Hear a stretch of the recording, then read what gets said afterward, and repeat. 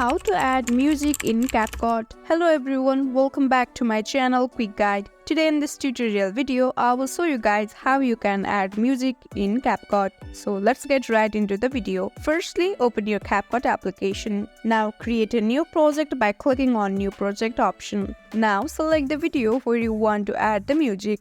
For example, I will use this video. Now once you select your video, click on Add button at the bottom of the screen. Once you are on this page, now click on Audio option from the toolbar. Again, click on Sounds option. Now if your Capcut account is connected to the TikTok account, then the saved video in TikTok will be shown here. You can select from here too. And if you click on this second option, now you can extract the audio from any video of your device, or you can also select the device option, and here you will see all of the songs that is on your device. You can select any song as your choice. For example, I will use this option. Now that's it. In this way, you can add music in Capcut. I hope this video helped you. Don't forget to drop a like and subscribe to my channel. We'll see you on next video. Till then, stay tuned. Bye bye.